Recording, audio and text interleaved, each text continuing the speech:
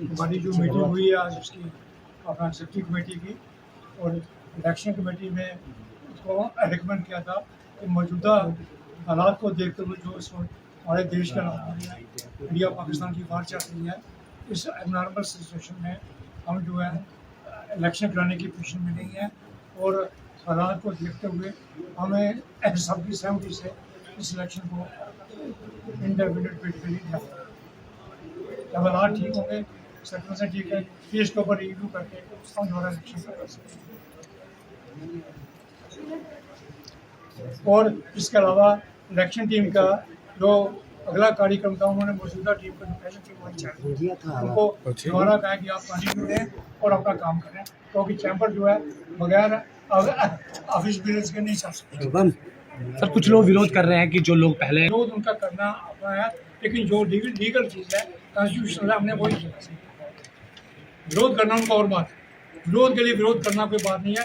जो कॉन्स्टिट्यूशनल बनता था, जो लीगल था, हमने वही किया। अरे पहले तो मैं सभी जो प्रेस मीडिया है, मैं उनका यहाँ पर वेलकम करता हूँ और आपका धन्यवाद करता हूँ कि जिस तरह से आप लोग यहाँ पर ऐसी सिचुएशन में जब देश और समाज और स्पेशली जम्मू जिस हालात से गुजर रहा है उसको कवर करने के लिए आए हैं। आपको मालूम ही है कि भाई ये हालात जो हैं ऐसे हैं, कभी 1971 के बाद अगर किसी ने हालात जो है इस तरह के देखे हैं कि ब्लैकआउट हो रहा है, रात को लाइट जो है बंद हो रही है, मिसाइल के जो हमले हैं या ड्रोन के हमले जो हैं विद इन सिटी और सिविलियन एरियाज़ में हो रहे हैं, ये एक बहुत अनफॉर्चुनेट है कि पाकिस्तान ने जिनको प्रधानमंत्री ने सबक सिखाने के लिए सिर्फ़ और सिर्फ टारगेट किए थे जो मिलिटेंट्स हाइड आउट हैं, उसी पे उन्होंने टारगेट किए। कोई सिविलियन जो है उसमें हर्ट तक नहीं हुआ, लेकिन पाकिस्तान एज यूजुअल जिस तरह से कि वो एक टेररिस्ट का जन्मदाता भी है, उसने यहाँ पर जिस तरह से मिसाइल के हमले किए और जो हमारी जो सिक्योरिटी फोर्सेस हैं उन्होंने अलर्ट रहते हुए जो भी उन्होंने ड्रोन के या मिसाइल के हमले किए उसको विफल किया। मैं आपके माध्यम से सभी जम्मू वासियों को, अपने मेंबर्स को रिक्वेस्ट करना चाहता हूँ, देखिए कौन सा समय जो है रहेगा खोलने का, कौन सा समय रहेगा बंद करने का, हर बाज़ार जो है वो अपना अपना डिसीज़न ले, क्योंकि उनको मालूम है कि उनका कस्टमर कौन से टाइम में आता है और कौन से टाइम में नहीं आता है। मैं इतना ही कहूँगा, अगर कोई एसओपी गवर्नमेंट की तरफ से आती है तो हमें सबसे पहले उसको फॉलो करना चाहिए। जिस तरह से गवर्नमेंट की तरफ से एक रिक्वेस्ट जारी की है कि कोई भी जो अफवाहें चल रही हैं इस समय उनको लेकर के वो उनको फर्दर फॉरवर्ड ना करें। अफवाहें बहुत सारी आएंगी, बहुत सारे ऐसे केसेस आएंगे जिसको हमें समझना होगा और समझ करके कोई डिसीजन लेना होगा। तो मैं आपके माध्यम से यही रिक्वेस्ट करना चाहूँगा कि कोई भी ऐसा काम ना करें जो आज की डेट में एक अफवाहों का एक जो दौर चल रहा है उसमें हम लोग भी इन्वॉल्व हो जाएं। और दूसरा, जिस तरह से आज बहुत सारे ऑर्गेनाइजेशंस हैं, बहुत सारी एसोसिएशंस हैं, बहुत सारी पार्टीज हैं, वो लोग ब्लड डोनेशन कैंप लगा रहे हैं। वो इसलिए लग रहा है कि कोई ऐसे हालात न बन जाए जिसकी वजह से जो बॉर्डर पे बैठे हुए हमारे लोग हैं, अभी की जिस तरह से पुंछ में हुआ है, एक बड़ा ही अनडेमोक्रेटिक सिस्टम से उन्होंने काम किया है।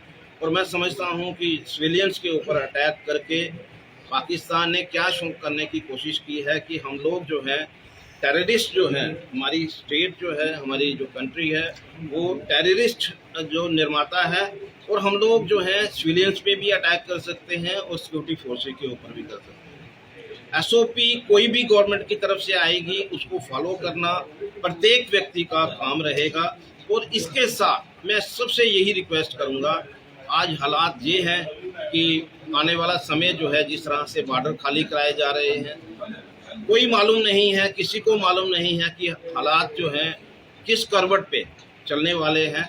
तो हम सबको ये रिक्वेस्ट जरूर करेंगे कि अगर ज़रूरत पड़े तो राशन और कपड़े और जो भी उनकी ज़रूरत के सामान हैं वो हम लोग जो है चाहे वो चैम्बर हाउस में पहुंचाएं, चाहे वो उनके ठिकानों पे पहुंचाएं, जो कहीं बैठे हुए हैं, आप लोगों के द्वारा यही रिक्वेस्ट सभी को कि हमें इस घड़ी में, ऐसी मुश्किल घड़ी में जो 71 के बाद जो है 25 में हम लोग देख रहे हैं, तो मुझे लगता है कि हम सब की ड्यूटी है कि हम लोग जो है जो SOP आए उसको फॉलो करें और ह्यूमैनिटेरियन ग्राउंड पे हम लोग जितनी मदद जो है, जो लोग डिस्प्लेस्ड लोग हैं, जितनी मदद उनकी कर सकते हैं वो हमें करनी चाहिए। जिस तरह से मैं कोई इसमें पार्टी नहीं हूँ। इलेक्शन को कंडक्ट कराना या उनको पोस्टपोन करना ये इलेक्शन प्रेसिडेंट और उनकी टीम का काम था, लेकिन हम लोग जो है, मैं एज प्रेसिडेंट और Manish ji as general secretary, हम लोग असिस्ट करते रहे हैं। जो हालात बने अभी की, कल तक हमें ये लग रहा था कि हम लोग जो है इस हक में है कि इलेक्शन होने चाहिए। मैं खुद भी इसी के हक में था कि इलेक्शन होने चाहिए, लेकिन हालात बिगड़ते बनते किसी को पता नहीं होता। जिस तरह से रात को कुछ ड्रोन्स जो है वो अटैक हुआ, कुछ मिसाइल्स का अटैक हुआ, ऐसे हालात में हम लोग जो है अपने मेंबर्स की, हमारे लिए उनकी जो सुरक्षा है वो सबसे अग्रिम है। हम चाहते हैं कि भाई हमारे मेंबर सुरक्षित रहें, कोई भी व्यक्ति जो है हमारा हर्ट नहीं होना चाहिए। कब ड्रोन चलेगा, कब मिसाइल चलेंगी, किसी को कोई पता नहीं होता। उसी का एक कारण है अभी कि किसी ने इस सिचुएशन को ना तो कभी असेस किया था, ना ही सोचा था कि इस तरह की सिचुएशन जो है वो आ सकती है। तो आपके माध्यम से यही है कि कुछ समय के बाद जब भी हालात ठीक होंगे, जब लगेगा कि अब वार लाइक सिचुएशन जो है वो नहीं है, तो जो टीम है, इलेक्शन टीम है, वो हम भी उनको रिक्वेस्ट करेंगे कि आप इलेक्शन जो है मार्केट्स को लेकर चैम्बर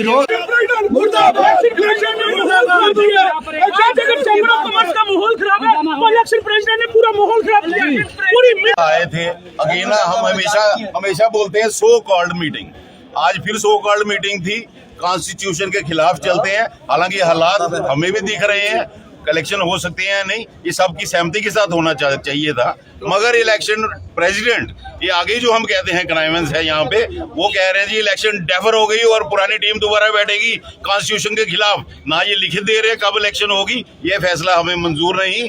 और हमारे सारे साथी भारी तादाद में अंदर अपोज करके आए हैं, ना ही किसी ने साइन किया इस डिसीजन पे, ये जबानी है डिसीजन। मैं बता दूं, हमने कोर्ट में एक एप्लीकेशन मूव की थी, उसका फैसला सुबह होने वाला है। अंदर इलेक्शन प्रेसिडेंट की टीम चोर प्रेसिडेंट की लड़ाई, इस बात पे उन्होंने ये कहा कि 15 दिन के अंदर इलेक्शन प्रेसिडेंट की टीम के डॉक्टर मनमोहन खालसा जी ने ये कहा कि 15 दिन में इलेक्शन हो सकती है। उसी समय आउटगोइंग प्रेसिडेंट और इलेक्शन टीम के जो मेंबर हैं मनमोहन जी, उनकी आपस में तू तड़ाक शुरू हो गई है। इसका मतलब मंशा क्या है इनकी? और दूसरी बात है, कॉन्स्टिट्यूशन में कोई भी प्रावधान नहीं है, जब तक डेफर होती है इलेक्शन प्रेसिडेंट केयर टेकर होता है। ये पुरानी टीम को आप हमारे कॉन्स्टिट्यूशन के खिलाफ अंदर बिठा रहे हैं, ये फैसला हमें मंजूर नहीं। हम कोर्ट का कल ऑर्डर देंगे, वो इलेक्शन प्रेसिडेंट को जाता है क्योंकि कॉन्स्टिट्यूशन को ओवररूल करने की कोशिश की जा रही है। जब एक ऑर्गेनाइजेशन का कॉन्स्टिट्यूशन है, उसके तहत चलना हर मेंबर की, हर बंदे की जो है वो एक ड्यूटी है। डेमोक्रेसी का मर्डर हुआ है। इलेक्शन कमिश्नर जब एक इलेक्शन प्रोसेस हो गया स्टार्ट, उसके बाद वो पुरानी टीम को कैसे चार्ज दे सकता है? ये इलेक्शन कमिश्नर साहब अच्छा होता है, इलेक्शन कमिश्नर जा रहे हैं, नहीं कोर्ट में नहीं जा रहे, इलेक्शन कमिश्नर चार्ज से आते हैं, उन सारे कंटेस्टेंट्स को बुलाते, सीनियर्स को बुलाते, इलेक्शन डेफर करो, सभी एग्रीड हैं। उसका इलेक्शन कमिश्नर इस टीम को चार्ज लेता और जितने भी कंटेस्टेंट हैं उनको उनके एडवाइजर बन जाते हैं। उनके एडवाइजर बनने से किसी को कोई दिक्कत नहीं थी, चाहे इलेक्शन 4 महीने में हो, 6 महीने में हो, किसी को कोई दिक्कत नहीं थी। लेकिन जिस ढंग से उन्होंने आज जो काम किया और पुरानी टीम को चार्ज दिया, ये काबिले एतराज है। इसके बाद सभी मेंबर्स को एतराज इलेक्शन